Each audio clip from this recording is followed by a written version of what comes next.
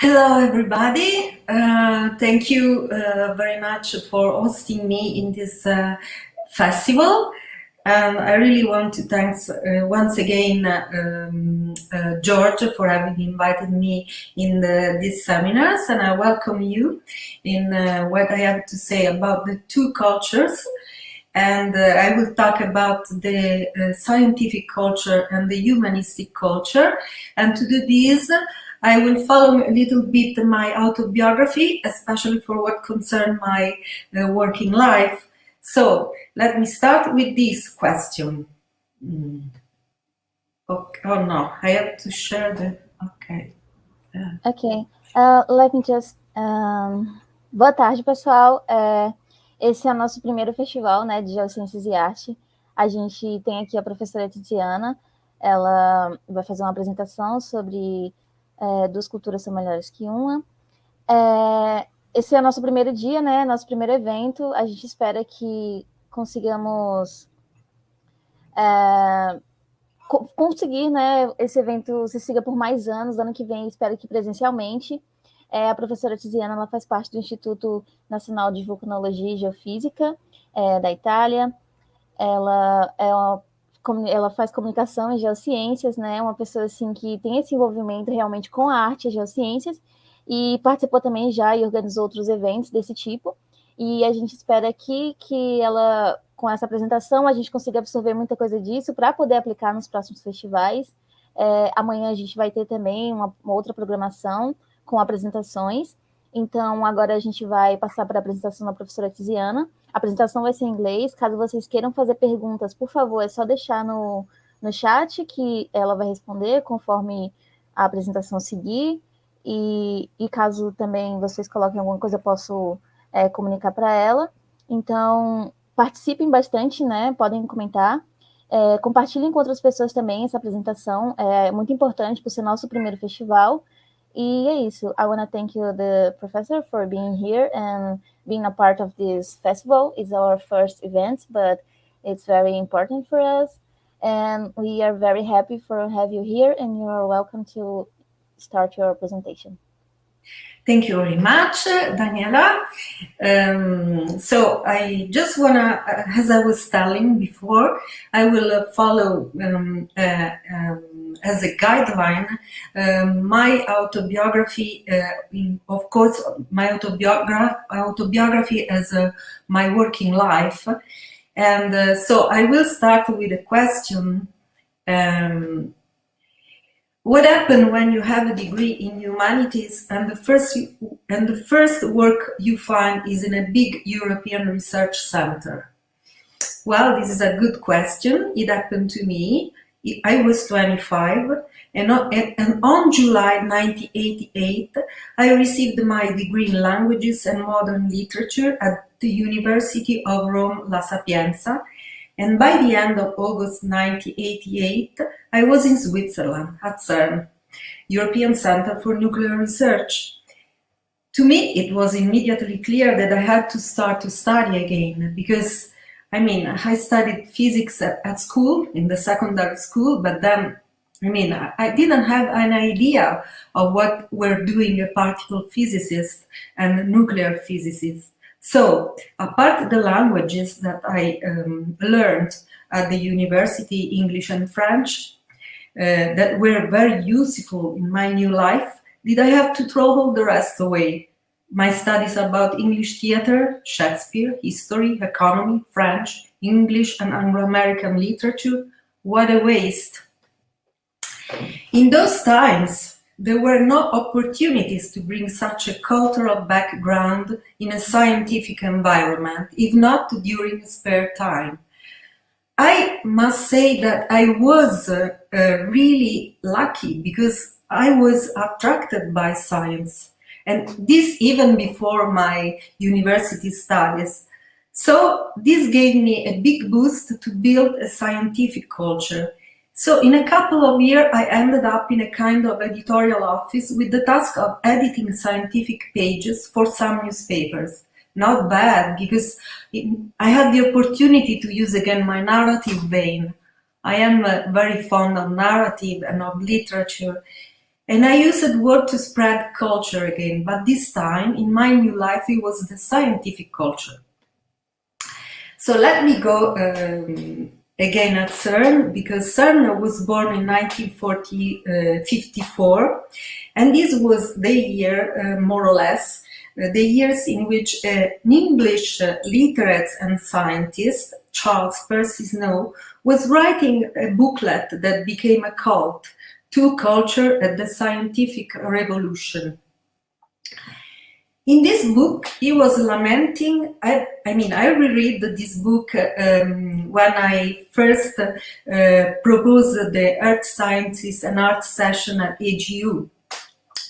And because, I read this several years ago, but I didn't remember what was he saying in this book. And in this book, he was really lamenting this gap between the literacy intellectuals, so the humanists at one pole, and on the other side, the scientists. And he was lamenting this mutual incomprehension, hostility, dislike. Well, I don't know if today we are in a different condition, because I am a humanist and I've been working for several years in a scientific environment, and it this was not easy at all, I can tell you this. Well, let me just quote once again Charles Percy Snow, because he was just in this quote referring to the literates, okay, to the humanistic part. Once or twice I have been provoked and I've asked the company how many of them could describe the second law of thermodynamics. The response was cold. It was also negative. Yet I was asking something which is about the scientific equivalent of, have you read the work of Shakespeare's? Well, in rereading this booklet, I was realizing that this booklet was an apology of applied sciences. Snow, in this essay, was defending applied science and was disapproving the behavior of his contemporary pure scientists. So there was also a diatribe between the pure scientists and the applied scientists, because the pure scientists were proud that their research didn't have practical implication. Now, this doesn't happen anymore. We know that every scientist today is involved in science communication, especially also for the funding, no? We want to get funded, and so for this we have to communicate science to the stakeholders, to the politician, and to citizens. So today this doesn't happen anymore. But he was defending applied science also because he was hoping industrialization of the undeveloped country as Africa, South Asia, India, and Latin America to solve the gap between richness and poverty, to prevent overpopulation and avoid a nuclear war. No, now, apart from the nuclear war, that fortunately we didn't experience this nuclear war, and we hope that we are not going to have this in the future. But by the way, we can say that even though industrialization and even though the applied science, we didn't solve the gap between richness and poverty, and this is under the eyes of everybody, and overpopulation is a big problem today. And but there was other scientists that were putting the question in other terms. Let's, for instance, have a look to what Albert Einstein was saying once in front of the MIT students. It was the 1931, and was just putting this question: why does this magnificent applied science, which save work and make life easier, bring us so little happiness? The simple answer ran: because we have not yet learned to make sensible use of it. This is a quote from an article of the New York Times that was written in 1931, and the title was "Einstein Sees Lack in Applying Science." Well, what does it mean, a sensible use of technology? Is this what the words of Albert Einstein are obsolete today, or they have also a meaning for us today? I mean, did we develop a culture that help us to cope with technology? Because now we are in a completely different society. By the way, let's see what is the definition of sensible. Sensible is a word that means done or chosen is an adjective, done or chosen in accordance with wisdom or prudence. So if we refer this to technology, I don't know if we have really, if we have a culture that uses technology in a with wisdom or prudence. And to turn again to the words of Albert Einstein, referring always to applied science, he was saying that in words it serves that we may poison, mutilate each other. In peace it has made our lives arid and uncertain. It has made man into slaves of machinery. He was suggesting this. It is not enough that you should understand about applied science in order that your work may increase ways form the chief interest of all technical endeavors, concern for the great unsolved problems of the organization of labors and the distribution of goods in order that the creation of our mind shall be a blessing and not a curse to mankind. Never forget this in the midst of your diagrams and equations. So it was inviting us to develop a culture just to cope with the byproducts of technology. Of course, technology has brought to us important things and has make our lives easier. But of course, for everything, there is the positive sides and the negative sides. So it has come the times that we have just to take into consideration of also the negative sides that technology has brought to us. And I don't want to denigrate technology, this is for sure. So it took only 50 years to bring technology in the life of each individual. Now we are in this condition. Very probably, if Einstein was alive, he would have addressed this speech to all people using the new media, as we are doing this night, in this occasion. We live in a technogenic society, but the culture on how using technology has not yet been developed. I think that Earth education can play a crucial role in such a task. Indeed, we have to meditate on what does it mean today educating people, since the information age, in the information age, education has become a challenge. And in the early 90s, there was this professor at the Stanford University, Theodore Roosevelt, a professor of history, that for the first time used the term ecopsychology in his book, The Voice of the Earth.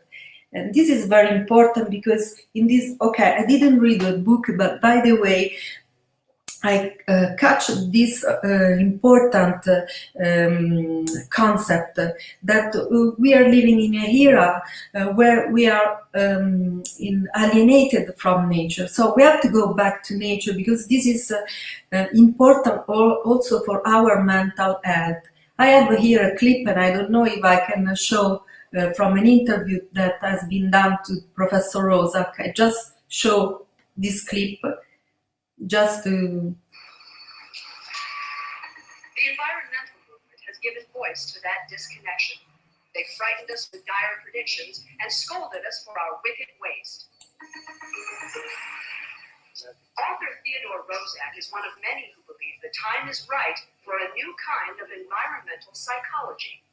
My hope is that what we're on the brink of is developing a new profession called ecopsychology that will be able to make a contribution both to the psychologists and the ecologists, that we're going to work in both directions.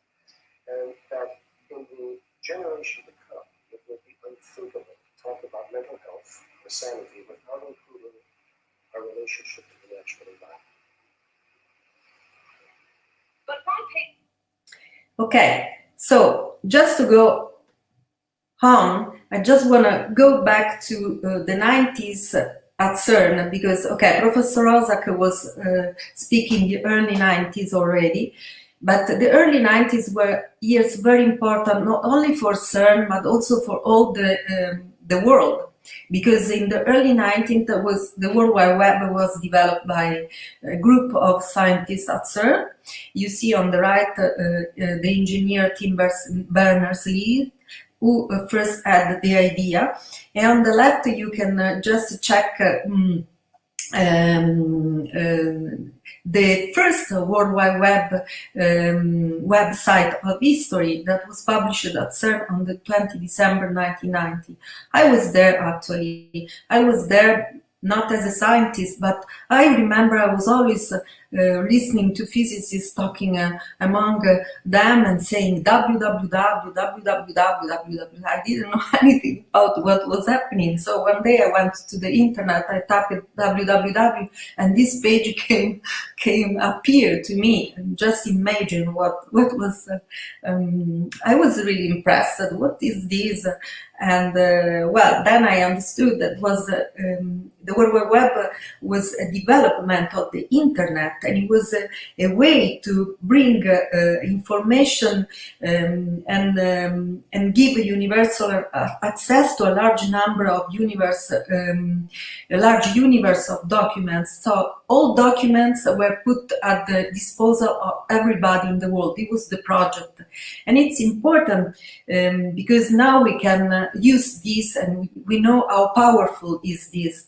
And here I put just a GIF that because before leaving CERN, some colleagues called me and they asked me, "Oh, come here. What do you want to see in the net?" And I told them, "I'm fond about space. I would like to see a takeoff of the space shuttle." And they just showed me a video, and I was really impressed to see this for the first time in the net. And then I came back to Italy. Voila, and I started to work for the National Institute of Geophysics and Volcanology. It was 1995, and it was like going back in time because, of course, there was no web yet, and I really was missing this because, of course, it was a new thing, and I was really intrigued by this, and so I really wanted to have this, and I had to wait at least a couple of years.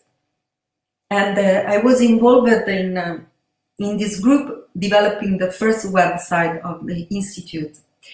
But just let's have a look to what has happened from the first website now in the next 25 years, because look at the huge numbers, okay?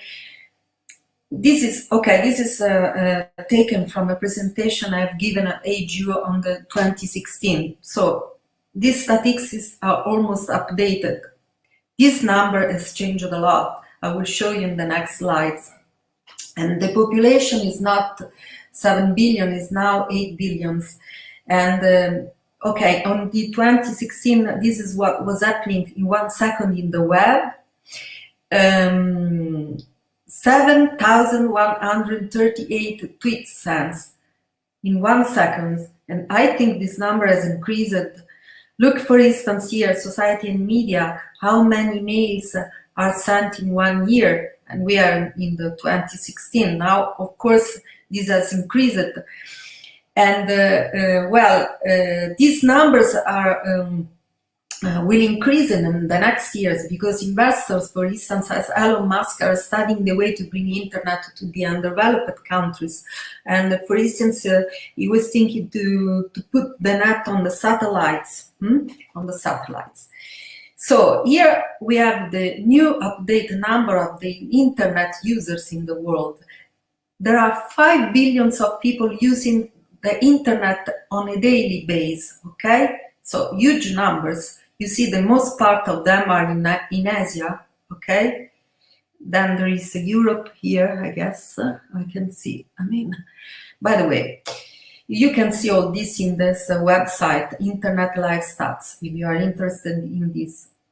So what I want to say is that no ideas to me, for what I have said until now, to me are obsolete since in little more than half a century, the world is totally changed. Snow addressed to a world that has just started industrialization on a worldwide scale, a world where technology was moving its first step, facing the diffidence of pure scientists. On the contrary, today we live we are dominated by technology, and this threatens the essence of culture itself in a certain sense. The net revolution, for instance, accustomed us to express ourselves in no more than 140 characters in Twitters. We do this every day. I don't have a Twitter account, I just have Facebook, and this is enough for me.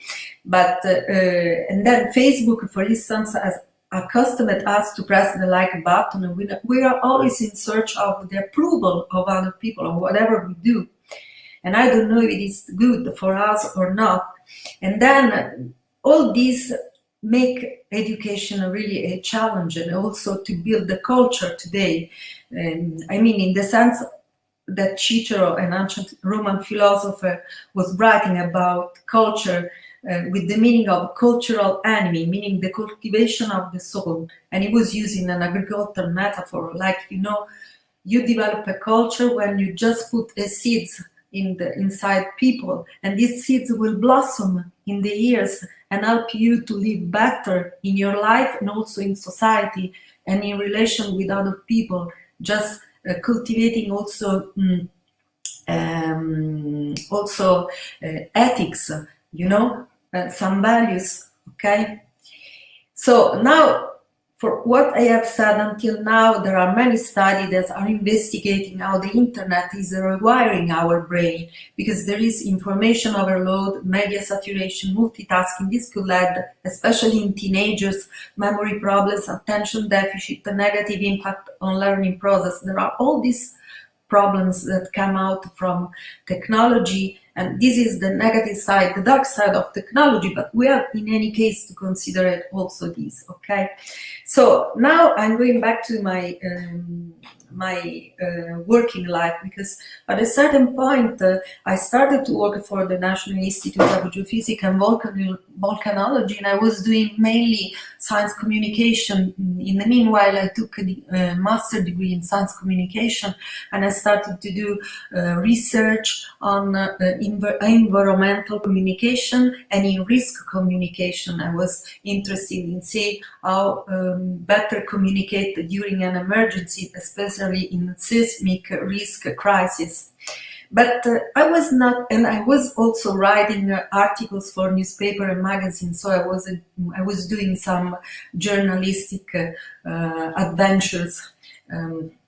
But I was not satisfied, because there was a part of me that was still sleeping, and it was my human side. So I decided I have to, in a certain sense, to bring this, my humanistic side, in my working life. So the occasion was this conference in Florence. I saw that in this big, the 32nd International Geologic Congress that was held in Florence at the end of August in 2004.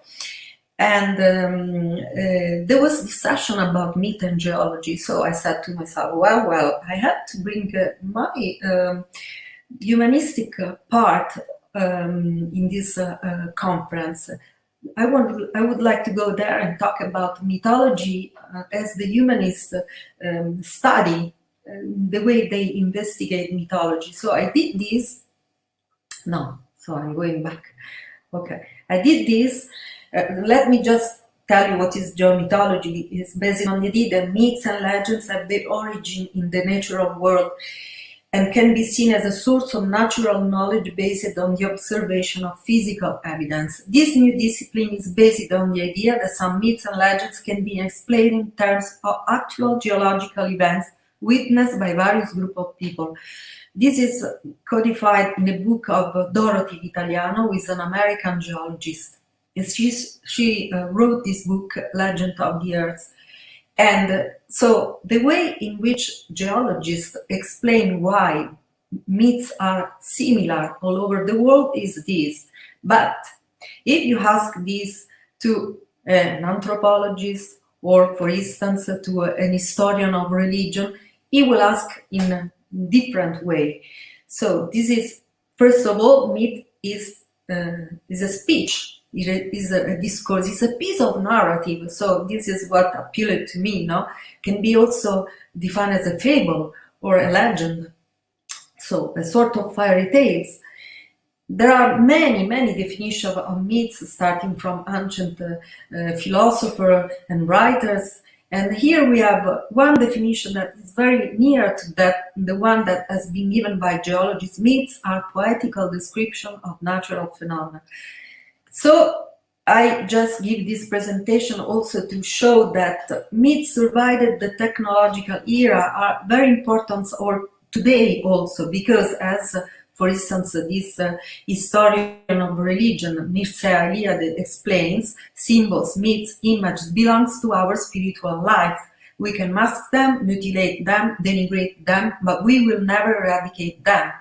And also there is a psychological explanation for myths. They are the product of our psyche and are strictly related to our dreams. This is the definition of Freud and Jung. Myths are archetypes of the general unconscious, so the unconscious that pertain to all the humankind and are universal. That's why our myths are very similar in every part of the world. This is the explanation, of course, given by historians of religion, by anthropologists, by psychologists. As you see in this example, you can always see give two kind of explanation to different phenomena, okay, to a same phenomenon. Okay, let's skip this. So I start asking to myself if I can use myths to raising public interest in geologies, and I was helped in this by friends and colleagues. He's a psychologist and a biologist, is Achilles Negrete, and he's doing research on how we can communicate science through fictional narrative. He has also done a paper for our special issue on earth scientists and art that I will just show you at the end of this presentation. So he has done really experiment to answer this question, and he has seen that narrative is a valid way to convey science and to educate people, students. So after this, and I've written also an article with Negrete about myth and earth education and science communication, I started to experience these by doing projects for secondary and primary school, using geomyths coupled with science theater, for instance, or with open air museum in the second case here, and or for instance using geomythology and creative writing for a project of always of the secondary school, in which I asked students to turn myth and legends in fairy tales for the primary school children, and this was really funny. All of this was really engaging for all of us, not only for the students, but also for instance, for the parents of the students, for the teachers. It was really a great experience, and I have to write a paper just to show all the results of this 10 years of using geomyths in school. But by the way, this was enough, because I really wanted also to investigate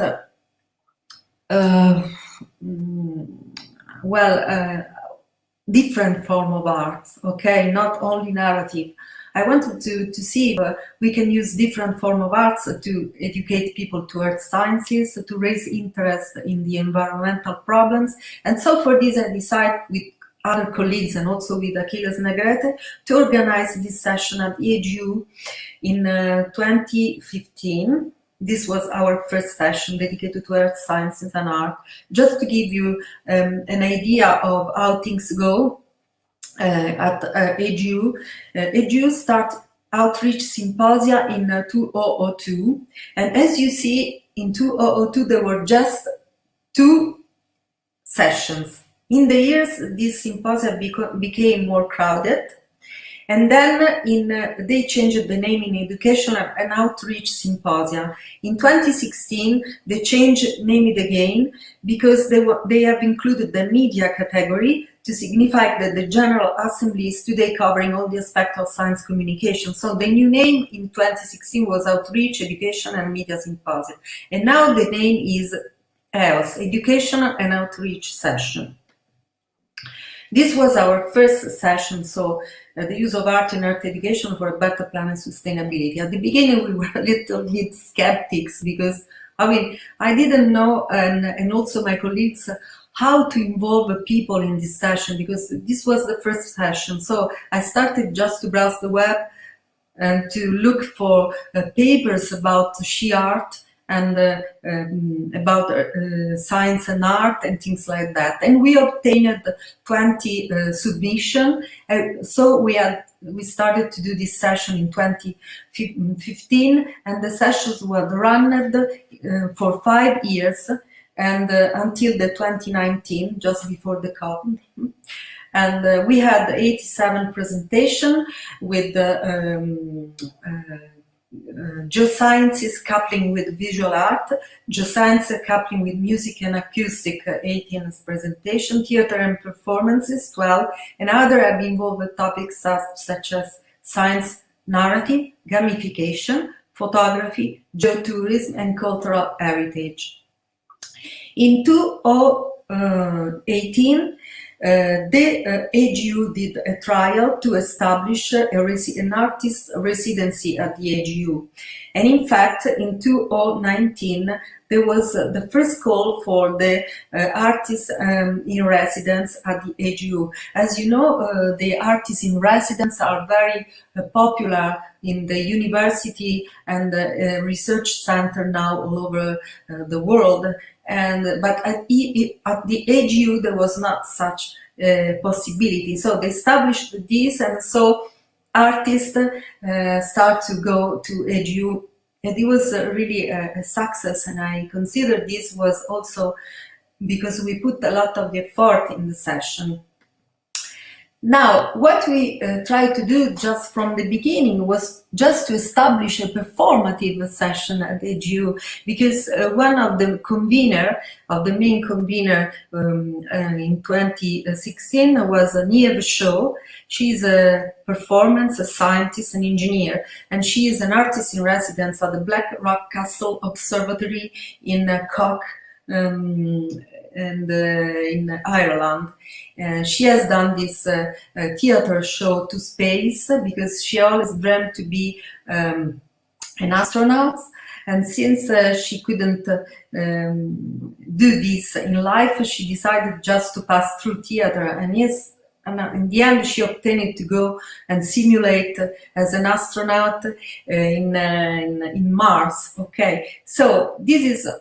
She wanted to have this performative session because she's passionate about it, and I also am fond about science theater. So we tried hard to put this, but it was, the time were not ripe, and I think the time are not ripe because there are a lot of logistic problems in order to obtain such things in a scientific conference. Okay, so but by the way, we tried, and surprise, without having success. What happened in the last session that we have at AGU? There was a clown in the attendance among the spectators. And while I was convening the session with a colleague from AGU, we were just wondering, but who's this guy dressed as a clown? I was thinking he was an artist in residence. I didn't think he was one of the presenters at the session. And instead, George Santfranca just did it. He made this amazing 2 minutes performance in front of this public of scientists. And it was really, wow, incredible. And I can tell you, this was a Pico session, and everybody was going to the widescreen of George Santfranca. Many people were interested in what he was doing. So in that occasion, so I met George, and we decided to do a session, a performative session, to try a performative session at AGU. We obtained 2 sessions, and one a lighting session and one oral session. And we expected to have all the presenter of the oral session presenting a performance, do a performance. But the only one was George, because the others just, they didn't do it. I don't know why, but because I believe it is not still the right time to do this in a scientific environment, in a scientific session. Maybe this will be accepted. You see here, at least they give us a big room, so Georgia could go straight and forward among the crowds, and he was just performing these flat earth satires, you know, with the balloon, and people was really captured by this and laughing. I mean, I think it's nice to have this during a scientific conference. Why not? But there are many logistic problems to solve in order to have really a good theater for earth science and art installation also. Well, just to go to another argument, music. There were a lot of presentation about music, of course, because music is one of the most high art, you know, and music is able to talk to our soul. I mean, music don't talk to your mind directly, go to your heart. And we obtained to have a performance at AGU with this project. I am part of this project. Is an electromagnetic music project. And what is this project? I mean, in this project there is also the INGV with Vincenzo Sapia, which is a colleague, but the founder is Antonio Menghini, who you see him here, who is working for private company on geophysics. So he used this magnetic method, transient electromagnetic method in his geophysical career, and he decided to transform into musical pitches the voltage response collected by the transient electromagnetic method, which is a well-known geophysical tool for subsurface exploration. And this is a novel approach that enables us to extract musical pieces reflecting the geological setting and to provide a soundtrack. The soundscape or the audio component of a landscape. The soundscape becomes the basis from which a dedicated band improvises jazz music. Okay, this is the sense of this project. As you see, when you transform the voltage response in musical pitches, then you have this soundscape. This soundscape can also come from pollution of aquifers, from seawater intrusion along the coastline, seismic risk, drought, permafrost melting. So you can go, I mean, there is a paper also in the special issue. If you are interested in this, you can just find in this special issue all the link to go to these performances, because they have done a lot of, I am involved from the part of science communication, and they have done a lot of performances around the globe. They have been in Colorado, they have been in AGU, they have done a lot of performances also in Italy, and you see this jazz band is formed by outstanding musicians like Guido Lotti, who is known in Europe and in the world. He's a saxophonist, and Pontanio is a bass player, and so on. Let me go on, because if you want to talk about music, I just want to present you an interesting presentation that was given by Karen Aplin. She is a physicist in space science at the Rutherford Appleton Laboratory, and has also a diploma in music performance.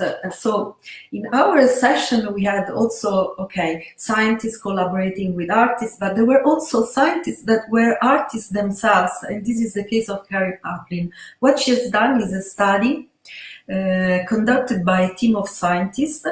They studied 759 English language songs, and they confirmed the assumption that music, art, and literature feature weather because people are influenced by their natural environment. So creativity is influenced by the natural environment.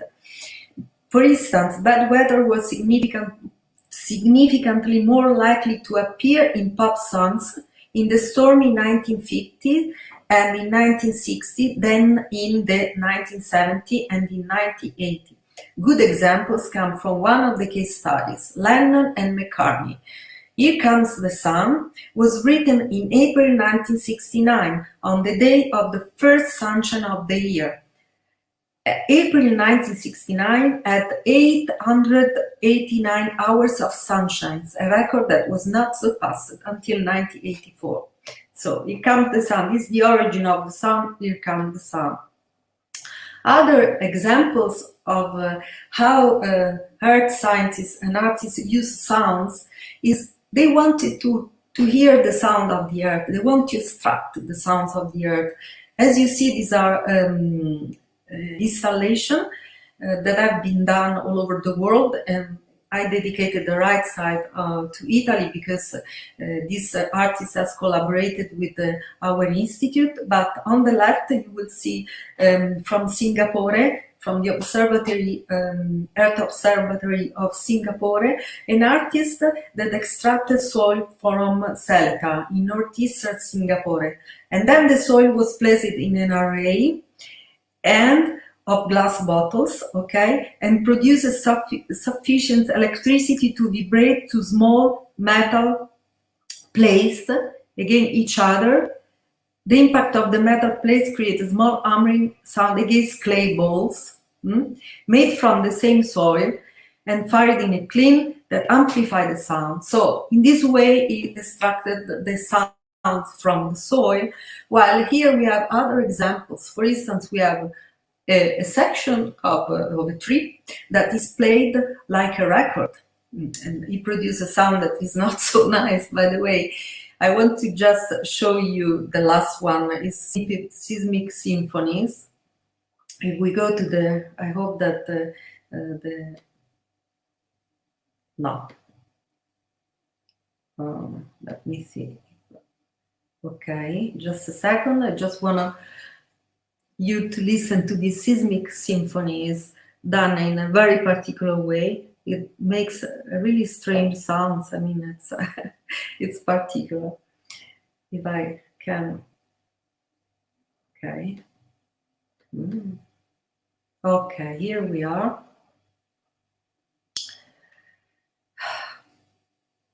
Technology.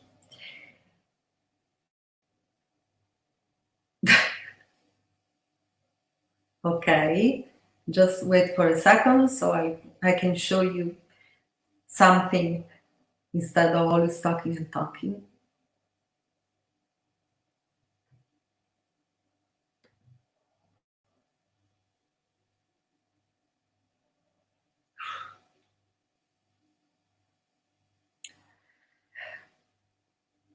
Okay.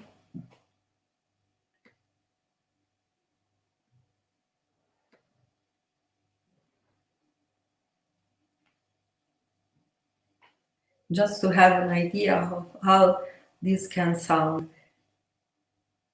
Oh God.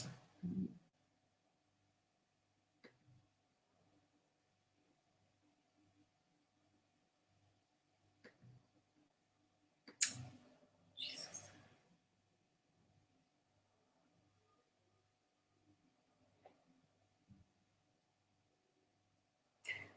Sorry, I was thinking.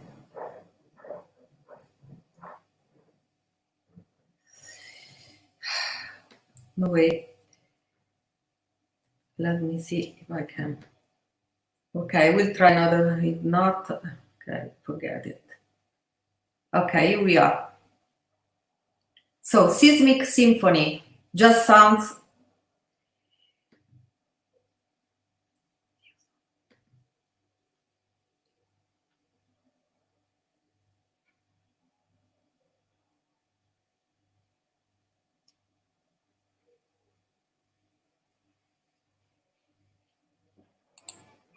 Can you hear?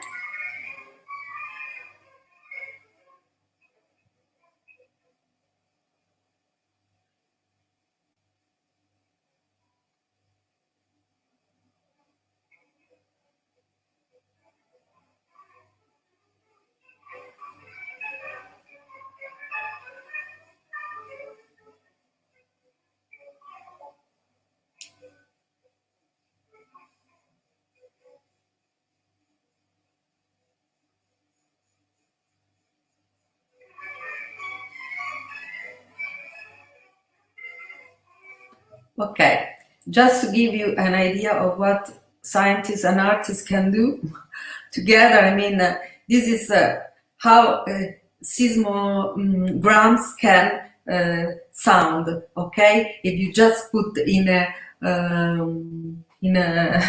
I don't know, in a sort of organ, and this was, I mean, done with the help also of Yenjibu Graziano Ferrari, who is the manager of Sismos, who is a project that is devoted to digitalize the historical seismogram.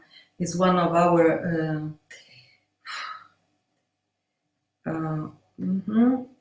so then, just to give an example of visual art, this is also an installation that was done directly on nature. It was an ephemeral sculpture done by a visual artist, Sidney Lancaster, and a geologist from Canada, John Waldron. They did this sculptural installation to mark the Cambrian Ordovician boundary stratotype, and the idea was also to highlight human interaction with time at many scales. They did this once, of course, because they did this in nature by catching from the beach, I mean, the driftwood logs and stones and things like that, and they wait until these were just pulled down by the tide, and they documented this with the video, and of course all this is also explained very well in our special volume. So if you are interested in this, you can go there and just see. I just wanted to read what the Sidney Lancaster has written, but I don't think we have too many time yet, so I go quickly and I will show you also another visual art installation. This comes from the Joint Research Center. It was presented at the session in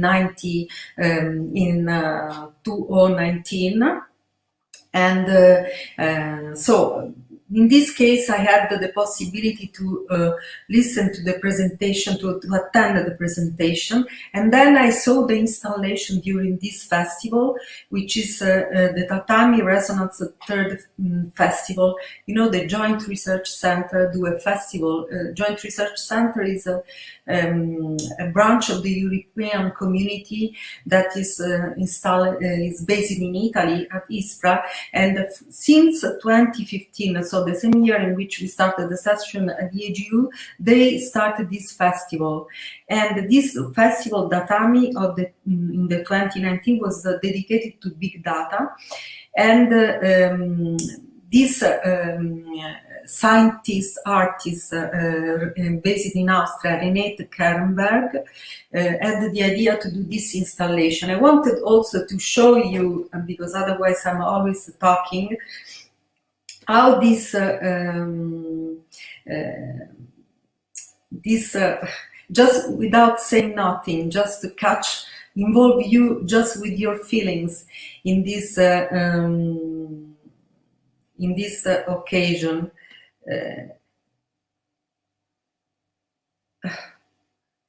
Okay, we go here. This is a video that I have done. This is a video that I have done, putting together some of the installation I have attended at the Joint Research Center Datami Resonance Festival. And here we have the Gaia installation, just to show you. Okay, this music, don't consider this music because I put this in the video. Okay, starts by here. Can you hear?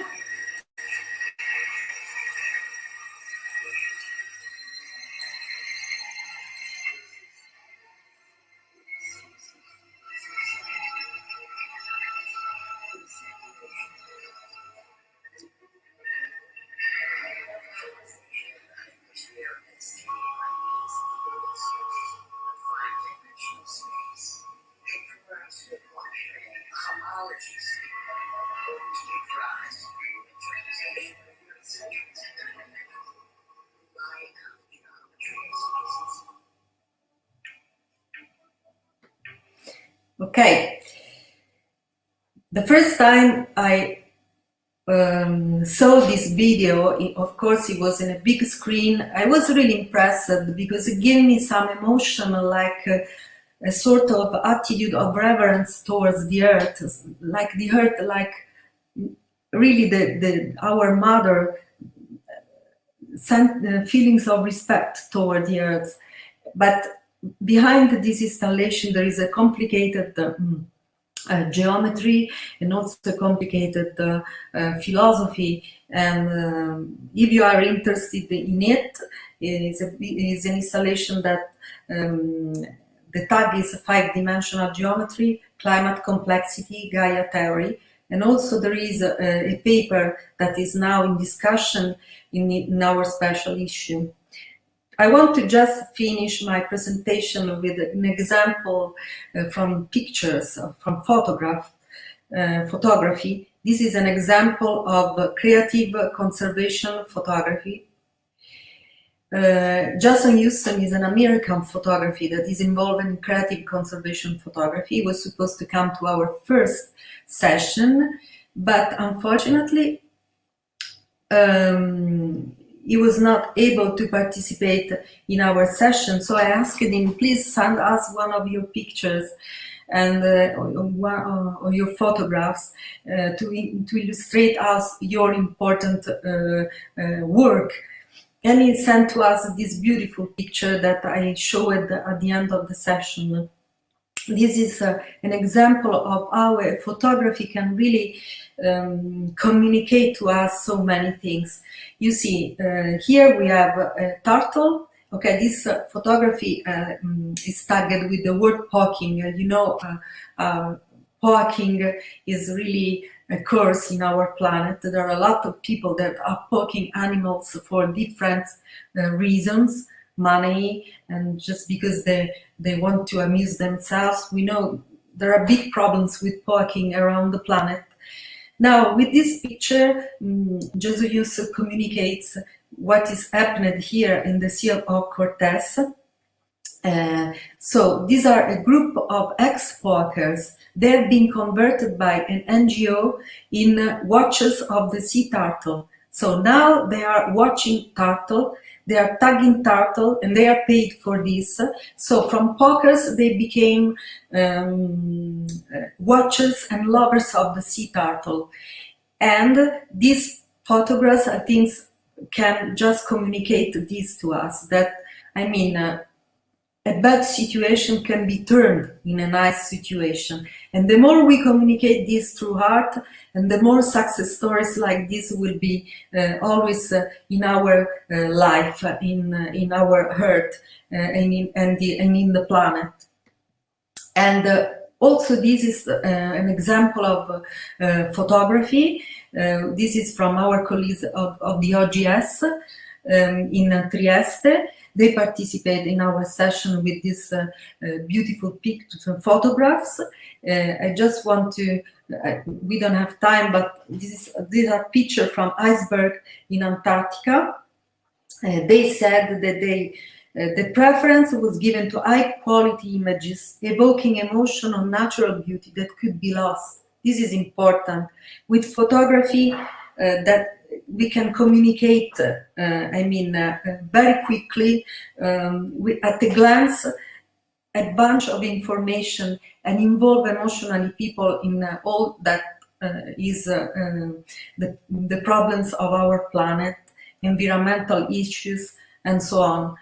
And also this is in our special issue, so if you want to just meditate on this, you can go and read. This paper is wonderful. There are a lot of incredible pictures. Now, just to tell you, I've just shown you, it was very difficult for me to choose because I have really assisted to many presentations in these years, and I have collected some of them also in my blog.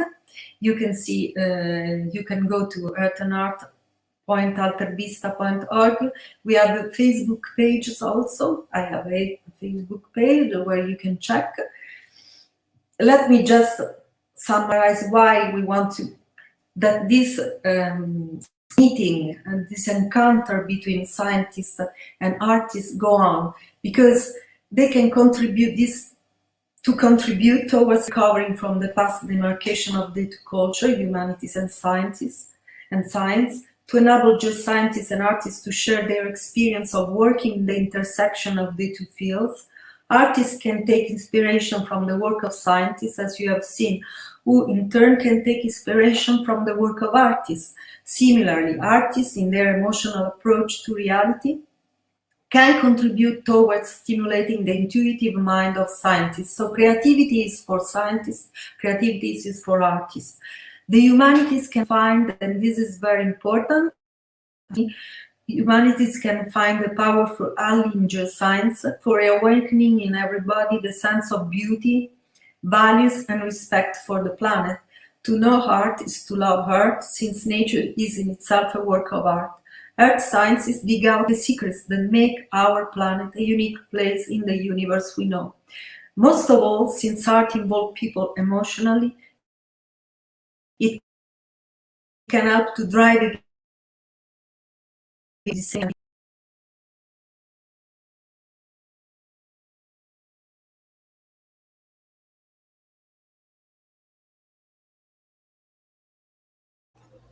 Seems like we have a problem.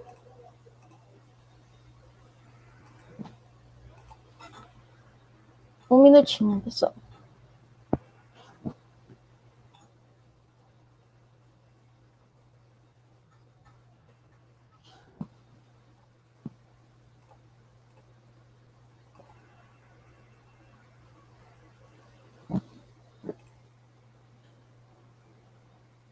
Olá, Dani, tudo bem? Tudo. Como você sabe, a Tiziana, ela está na Itália, teve algum problema com ela, e eu não sei o que realmente aconteceu, deve ter caído a internet, ou faltou energia. Gente, não sei, a gente pode até esperar mais um pouco, conversar mais um pouco sobre isso, e dizer que é muito bom a presença de vocês aqui e torcer que ela entre. Só para lembrar vocês, amanhã a gente vai ter o primeiro festival mesmo, com 7 atrações fantásticas, né? E das 7 atrações a gente espera que, além disso, o cantor Jefferson Ross, que é formado em ciências, vai estar com a gente, tá, gente? A gente vai citar, no canal do YouTube, a gente vai colocar qual é a sequência das apresentações, porque a gente também vai receber alguns artistas, eu digo geoartistas, que estão na Europa, um em Portugal, o outro na Itália, e eles serão os primeiros. Lembre que a diferença de hora é muito grande daqui para a Itália e para Portugal, e por isso eles vão ter uma entrada de apresentação. Terá 4 sorteios, na verdade 5. 2 camisas, a camisa do Viagem ao Centro da Terra, que a gente tem aqui, o livro da Dani. Como é o nome do livro, Dani? A Grandiosa História de um Grão de Areia. A Grandiosa História de um Grão de Areia, um livro muito legal, infantil, tá? Tem um livro também que deu o Brando, se estivesse por aí ainda ao vivo, vai ter o livro do Brando, e mais outro livro da sismologia, que é o livro do Veloso, tá? Que fala sobre o terremoto que mudou o Brasil. A Suzane sugeriu aí você falar um pouco da sua experiência, né? Que a Tiziana deu exemplo da sua apresentação na Geo e na Geo, para você falar um pouco sobre, porque você faz esse trabalho já, né? Um tempo sobre utilizar geociências e arte, e aproveitar assim esse tempinho, né? Enquanto para ver se ela volta ou não, você pode falar um pouco sobre como foi essa experiência. Na verdade, foi uma das experiências mais interessantes, porque eu fiz em Viena, né? Quando aconteceu, teve essa sessão que ela se apresentou, e eu fiz realmente eu saí como palhaço, né? O palhaço saiu, que é o Doutor Terremoto, o palhaço que eu trabalho, que ele faz algumas atividades, ele saiu exatamente do hotel até o congresso dentro do transporte, conversando, interagindo, e entrou no congresso como doutor Terremoto. Então, o doutor Terremoto estava lá e naquele evento, que é um evento científico, onde as pessoas estavam todo mundo falando sobre ciência e arte, que ia falar sobre essa sessão de ciência e arte, e eu fui, desde o começo, interagindo com as pessoas, e eu falava exatamente do absurdo de falar da Terra plana, né? Então, tinha um livro também, então foi uma experiência muito agradável, e no lugar de eu fazer uma apresentação com PowerPoint e tal, eu fiz uma performance. E a performance falava um pouco de Newton, da ausência de gravidade, e isso, o que é engraçado é todo o processo. Então, as pessoas ficam curiosas em saber o que vai acontecer, o que realmente vai ocorrer, eles querem ver aquilo, então faz com que até o processo da divulgação científica, isso traz um pouco essa vontade de ver. Então, a gente até fala que fazer divulgação científica você pode fazer, mas eu quero que as pessoas engajem depois de visualizar, tentar entender o que é aquilo e buscar aquilo depois da divulgação. Então, foi essa experiência, e no segundo momento eu fiz também em São Francisco. Já em São Francisco eu não saí do hotel, né? Eu fiz lá, me arrumei mesmo no local e fiz lá. E eu me arrependi, eu acho que o grande processo desse processo, o grande é você chegar no local. Então, você não só contamina, entre aspas, né, o público que quer assistir, mas todas as pessoas. Você quer questionar, quer que as pessoas pensem e se questionem daquilo com relação ao que está fazendo. Isso talvez traga a experiência de você divulgar a ciência. Então, a ciência não pode ir e fazer o espetáculo ali. Alguns pontos pode, mas naquele legal é todo o processo, e isso é a coisa do palhaço, né? Foi essa experiência que eu tive em São Francisco. É interessante você ter dito isso, porque teve uma pergunta aqui sobre a diferença. Ixi. E agora ela caiu. Não sei o que está acontecendo, agora ela saiu. Tem, gente. Dani ia fazer uma pergunta, não sei porquê, e agora ela caiu. Eu não sei, mas enfim, gente. Eu quero agradecer todos a vocês por participarem desse evento, e ela ter exatamente assim, estava acabando a sua apresentação quando isso aconteceu, e desejar a todos um bom festival. Para amanhã a gente vai ter um festival, vai ser aberto. Dani chegou novamente. Ela está chegando. Chegou, Dani. Você sim, cai gente, e, meu Deus do céu. Estava falando porque teve a pergunta sobre a diferença entre a ciência e a arte. E, assim, é uma pergunta que eu não sei responder, mas como relacionando ao que você falou, eu acho que a ciência e a arte têm em comum esse fato de você querer despertar a curiosidade e o interesse das pessoas, né? Existe muita discussão sobre o que é arte, sobre o que não é arte, mas eu acho que o ponto principal da arte é justamente provocar as pessoas e causar uma reflexão e uma curiosidade, talvez elas vão querer saber mais sobre isso, e eu acredito que atualmente também é um dos principais papéis da ciência, né, que é você fazer com que as pessoas tenham essa curiosidade, busquem saber, tenham esse interesse, assim como, sei lá, você às vezes falar sobre um assunto que a pessoa não conhece, ela querer saber mais sobre aquilo, né? Eu acho que é coisas que têm em comum a ciência e a arte que a gente pode buscar incorporar mais nos nossos trabalhos. A Tiziana deu exemplos assim maravilhosos de trabalhos que incluem essas duas coisas, e eu sei que tem muita gente, a gente vê assim, vai ver no festival também, que é artista, que faz diversos trabalhos assim com arte, mas ainda não conseguiu encontrar esse meio de linkar as duas coisas, muitas vezes por não achar que seja possível, não ver exemplos disso muito próximos, né, da realidade, como os exemplos que a Tiziana mostrou, e é algo que a gente tem que encorajar e buscar ir mais atrás, né, de unir esses dois mundos. E é engraçado que a ciência ela tem uma coisa muito legal com relação à arte, porque a arte ela te faz você pensar, e a ciência te faz pensar para buscar o modelo que você acha que vai atender aquilo, que você acha que você tenta experimentar e ver que isso vai atender a sua... E a arte não, a arte ela deixa você livre, e você começa a pensar. O maior desafio da gente como pesquisadores, e o maior desafio, eu acho, do século é ensinar a pensar. e só pensando que a leitura está deixando de ser, porque você não tem um livro, mas é digital, então você tem que aprender a ler e pensar. Então, pensar é o grande barato da coisa. E a ciência está fazendo. A arte faz isso porque você imagina todas qualquer opções que isso está te mostrando, seja com música, seja o que for. E a ciência, ela faz essa opção, mas ela quer achar. Esse aqui. Então, acho que esse é o grande link, a grande coisa boa que tem. Dani, eu não sei, eu acho que com a ausência da Tiziana, a gente pede desculpa pelo imprevisto, lá já são 11 horas. Eu falei que ia ter um sorteio, né? Coloquei aí como observatório. Então, a gente teve 2 perguntas da Suzana, depois eu vou mandar para a Tiziana por e-mail e ela poder responder, e uma pergunta da Juliana. E como a Suzana é da casa, ela é daqui, então ela não vai ganhar camisa, ela vai ganhar a Juliana. O sorteio eu fiz, então a Juliana recebe, vai receber, não sei como, talvez pelo correio, vou ver, mas eu te mando, Juliana. Muito obrigado a todos, e a gente vai encerrar hoje por aqui. E amanhã, gente, não se esqueça, amanhã vai ser muito legal.